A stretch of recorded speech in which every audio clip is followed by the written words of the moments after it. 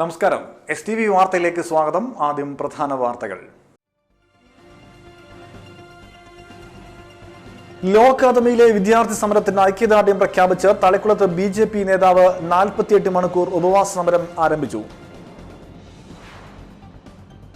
Welfare party Kaipamangalam panchayat കമ്മിറ്റിയുടെ ആഭിമുഖ്യത്തിൽ Kalamuri Supplyco super മാർക്കറ്റിന് മുൻപിൽ ധർണ നടത്തി. അന്യായമായി പെർമിറ്റ് നൽകുന്നുവെന്നാരോപിച്ച് കൊടുങ്ങല്ലൂർ നഗരത്തിൽ ഓട്ടോറിക്ഷ തൊഴിലാളികൾ മിന്നൽ പണിമുടക്ക് നടത്തി. വാർത്തകൾ വിശദമായി. ലോ അക്കാദമിയിലെ വിദ്യാർത്ഥി സമരത്തിന് ഐക്യദാർഢ്യം പ്രഖ്യാപിച്ച് തളിക്കുളത്ത് BJP നേതാവ് 48 മണിക്കൂർ ഉപവാസ സമരം ആരംഭിച്ചു.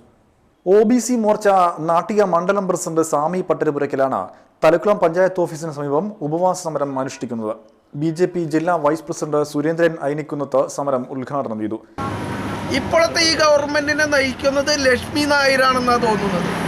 കാരണം വിദ്യാർത്ഥികളുടെ വിഷയവുമായി നമുക്കറിയാം, ഓരോ വിഷയവുമായി ബന്ധപ്പെട്ട് വരുന്ന കാര്യങ്ങളിൽ വളരെ ധിക്കാരപരമായിട്ടുള്ള സമീപനം സ്വീകരിക്കുന്ന ഒരു ഗവൺമെൻറ്റാണ്. കേരളത്തിലെ ജനങ്ങൾക്കൊരു വിശ്വാസമുണ്ടായിരുന്നു. കാരണം ഇരട്ടച്ചങ്കുള്ള പിണറായി വിജയൻ മുഖ്യമന്ത്രിയാകുമ്പോൾ കേരളത്തിലെ ജനങ്ങൾക്ക് എന്തെങ്കിലും ഒരു നീതി കിട്ടുമെന്നുള്ള തോന്നലുണ്ടായിരുന്നു. പക്ഷേ അദ്ദേഹത്തിൻ്റെ വിചാരം അദ്ദേഹം മുഖ്യമന്ത്രിയല്ല, CPMന്റെ സംസ്ഥാന സെക്രട്ടറിയുടെ പോലെയുള്ള പെരുമാറ്റമാണ് കേരളത്തിലെ ജനങ്ങളോട്. കഴിഞ്ഞ UDF സർക്കാരിനെ സരിത നായർ നയിച്ചപ്പോൾ ഇപ്പോഴത്തെ സർക്കാരിനെ ലക്ഷ്മി നായരാണ് നയിക്കുന്നതെന്ന് അദ്ദേഹം പരിഹസിച്ചു. CPMന്റെ സഖ്യകക്ഷിയായിട്ടും വിദ്യാർത്ഥി സമരത്തോടൊപ്പം നിന്ന CPI ആണത്തമുള്ള പാർട്ടിയാണെന്നും അദ്ദേഹം പറഞ്ഞു. BJP Thalikkulam panchayat committee president Naveen Meleduth അധ്യക്ഷനായിരുന്നു. നാട്ടിക മണ്ഡലം സമിതി അംഗം IR രാജേഷ്, തളിക്കുളം 2ാം വാർഡംഗം സിന്ധു, RSS മണ്ഡൽ കാര്യവാഹ് PT തിലേഷ് എന്നിവരും സംസാരിച്ചു. ഉപവാസ സമരം വ്യാഴാഴ്ച രാവിലെ സമാപിക്കും. വെൽഫെയർ പാർട്ടി കയ്പമംഗലം പഞ്ചായത്ത് കമ്മിറ്റിയുടെ ആഭിമുഖ്യത്തിൽ കാളമുറി സപ്ലൈകോ സൂപ്പർ മാർക്കറ്റിന് മുൻപിൽ ധർണ നടത്തി. കേന്ദ്ര സംസ്ഥാന സർക്കാരുകളുടെ ജനവിരുദ്ധ ഭക്ഷ്യ നയങ്ങളിൽ പ്രതിഷേധിച്ചായിരുന്നു ധർണ. വെൽഫെയർ പാർട്ടി ജില്ലാ ജനറൽ സെക്രട്ടറി KK ഷാജഹാൻ സമരം ഉദ്ഘാടനം ചെയ്തു. ഒരു വീട്ടില് 4 പേരുണ്ടെങ്കിൽ ഏകദേശം ഒരു 12 ഡസൻ രോഗം എന്ന ഒരു നിലവാരത്തിലേക്ക് കൊണ്ടെത്തിച്ചിട്ടുണ്ട്. അങ്ങനെ ഒരു മഴ ഇപ്പോൾ ഇവിടെ തിമിർത്ത് പെയ്താൽ മൊത്തം ഇവിടെ എല്ലാവർക്കും പനി എന്നൊരു അവസ്ഥയിലേക്ക് കാര്യങ്ങൾ നീങ്ങി.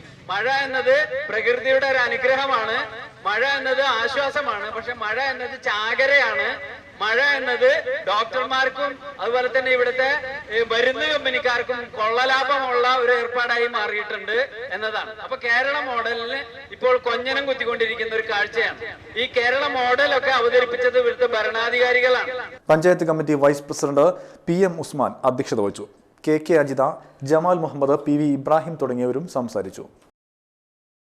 അന്യായമായി പെർമിറ്റ് നൽകുന്നുവെന്നാരോപിച്ച് കൊടുങ്ങല്ലൂർ നഗരത്തിൽ ഓട്ടോറിക്ഷ തൊഴിലാളികൾ മിന്നൽ പണിമുടക്ക് നടത്തി.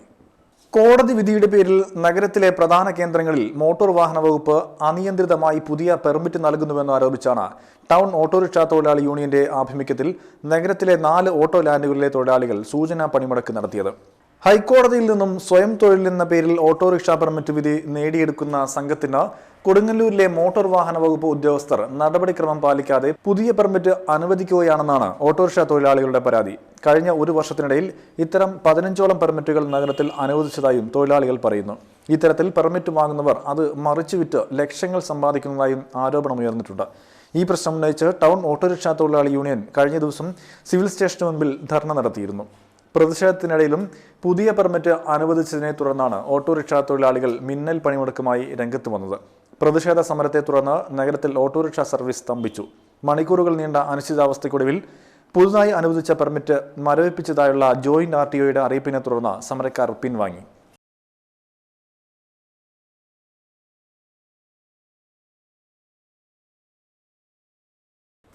ദേശീയപാത 17 കയ്പമംഗലം വഴിയമ്പലത്ത് ബൈക്കുകൾ കൂട്ടിയിടിച്ച് യുവാവ് മരിച്ചു. SN പുരം പത്താഴക്കാട് സ്വദേശി കാവള്ളർ വീട്ടിൽ ബാബുവിന്റെ മകൻ അഭിഷേക് എന്ന 20 വയസ്സുകാരനാണ് മരിച്ചത്. ബൈക്കിൽ കൂടെയുണ്ടായിരുന്ന സുഹൃത്ത് അഞ്ചാമ്പരത്തി സ്വദേശി കാട്ടിൽ സുരേഷിന്റെ മകൻ നികീഷ്, മറ്റൊരു ബൈക്ക് യാത്രികൻ കയ്പമംഗലം വഴിയമ്പലം സ്വദേശി കൊളങ്കര വീട്ടിൽ പ്രഭാകരൻ എന്നിവർക്കാണ് പരിക്കേറ്റത്. പ്രഭാകരനെ ഇരിങ്ങാലക്കുടയിലെയും നികീഷിനെ കൊടുങ്ങല്ലൂരിലെയും സ്വകാര്യ ആശുപത്രിയിൽ പ്രവേശിപ്പിച്ചു. തിങ്കളാഴ്ച രാത്രി 10 മണിയോടെയായിരുന്നു അപകടം. ചന്ദ്രാപിനിയിലെയും പുന്നയ്ക്കവസാറിലെയും ആക്സ് പ്രവർത്തകരാണ് പരിക്കേറ്റവരെ ആശുപത്രികളിൽ എത്തിച്ചത്. അഭിഷേകിനെ കൊടുങ്ങല്ലൂരിലെ ആശുപത്രിയിൽ എത്തിച്ചെങ്കിലും മരിക്കുകയായിരുന്നു.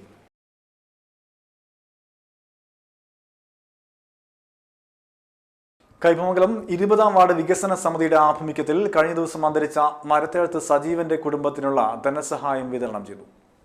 പഞ്ചായത്ത് ഓഫീസ് പരിസരത്ത് നടന്ന ചടങ്ങിൽ പഞ്ചായത്ത് വൈസ് പ്രസിഡന്റ് ഖദീജ പുതിയ വീട്ടിൽ ധനസഹായം വിതരണം ചെയ്തു. അവരൊരു ട്രസ്റ്റ് കൂടി ഇതിനോടൊപ്പം തന്നെ നടത്തുന്നുണ്ട്. ആ ട്രസ്റ്റിൻ്റെ ഭാഗമായി ഒരു തയ്യൽ മെഷീൻ വളരെ നിർധനരായ ഒരു കുടുംബത്തിന് അവർ കൊടുക്കുന്ന ഒരു പരിപാടി കൂടിയാണിത്. അത് നമ്മുടെ വാർഡിൽ നിന്നും പരേതനായ മരത്തെഴുത്ത് സജീവൻ്റെ ഭാര്യ വിജിതയ്ക്കാണ് നമ്മളത് കൊടുക്കാൻ ഉദ്ദേശിച്ചിരിക്കുന്നത്. അതിൻ്റെ ഒരു ഭാഗമായിട്ടാണ് നാം ഇന്നിവിടെ ഒരു മീറ്റിംഗ് വിളിച്ചു കൂട്ടിയിരിക്കുന്നത്. അതേപോലെ തന്നെ നമ്മുടെ വാർഡ് വികസന സമിതി കൂടി ഒരു ജോയിൻ്റ് അക്കൗണ്ട് വാർഡ് കൺവീനറും മെമ്പറും കൂടി ഒരു ജോയിൻ്റ് അക്കൗണ്ട് SBIയിൽ ചേർന്നു.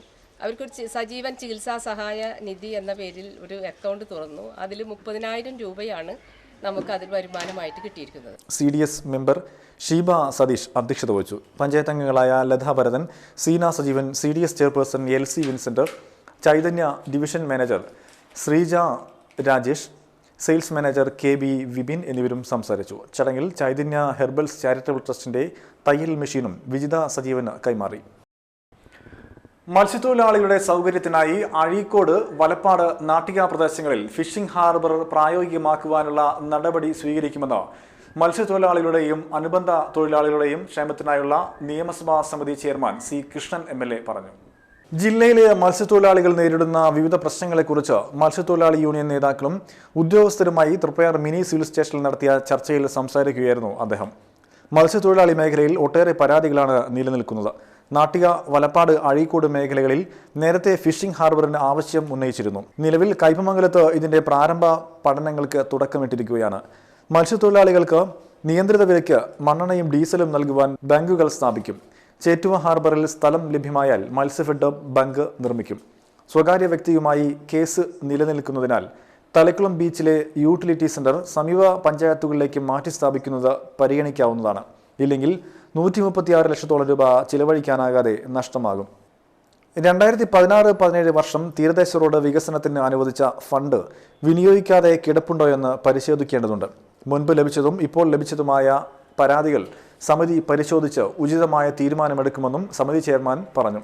ഡീസൽ മണ്ണെണ്ണ ബാങ്കുകൾ സ്ഥാപിക്കുന്നതുമായി ബന്ധപ്പെട്ട മുതിർന്ന മത്സ്യത്തൊഴിലാളി നേതാവ് PR കറപ്പൻ വിവിധ യൂണിയൻ നേതാക്കൾ ഒപ്പിട്ട നിവേദനം സമിതി ചെയർമാന് കൈമാറി.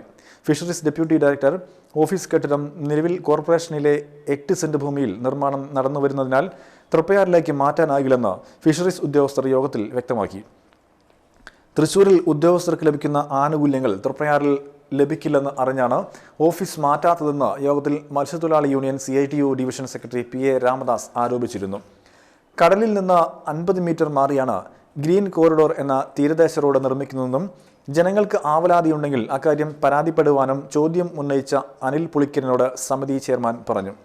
സമിതി അംഗങ്ങളും MLA-മാരുമായ CK നാണു, KJ മാക്സിം എന്നിവരും സിറ്റിംഗിന് നേതൃത്വം നൽകി. മത്സ്യഫെഡ് manager P. Geetha, Chavakkad tahsildar MB Girish, deputy collector K. Ramendran, fisheries deputy director Jayalakshmi, നിയമസഭാ joint secretary KA Sajeevan, block grama panchayat പ്രസിഡന്റുമാർ, വിവിധ യൂണിയൻ നേതാക്കളായ VV വിജയൻ, MK ഷംസുദ്ദീൻ തുടങ്ങിയവരും യോഗത്തിൽ പങ്കെടുത്തു. ചന്ദ്രാപിന്നി പെരുമ്പടപ്പ് ഗവൺമെന്റ് LP സ്കൂളിൽ വാർഷികാഘോഷം സംഘടിപ്പിച്ചു. ET ടൈസൺ മാസ്റ്റർ MLA ഉദ്ഘാടനം ചെയ്തു.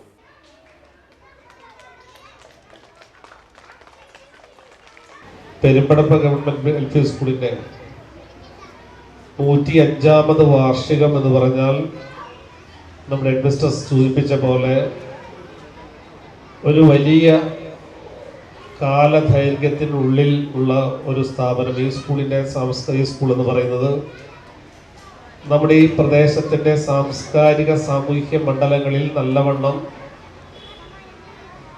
ഇടപെടൽ നടത്തിയൊരു സ്ഥാപനം എന്ന അർത്ഥത്തിലാണ് ഞാൻ കാണുന്നത്.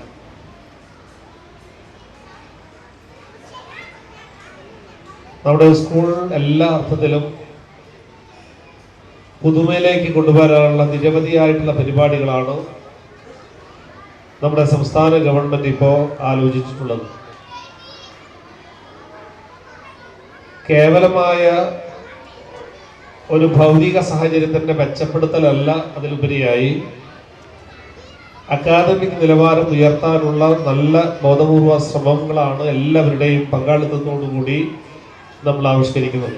UKG അഹലാൻ 3ാം class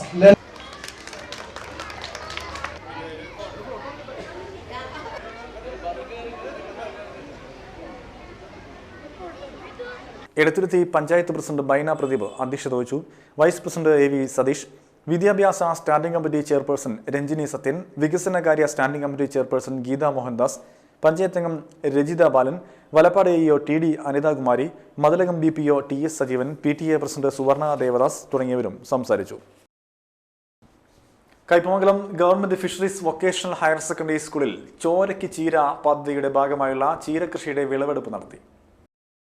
ET Tyson master MLA ഉദ്ഘാടനം ചെയ്തു. ഇവിടെ ഒരു കൃഷി രംഗത്ത് ഒരു വലിയ മാറ്റം ഉണ്ടാക്കുന്നതിന് വേണ്ടി നല്ല ശ്രമത്തിലാണ്.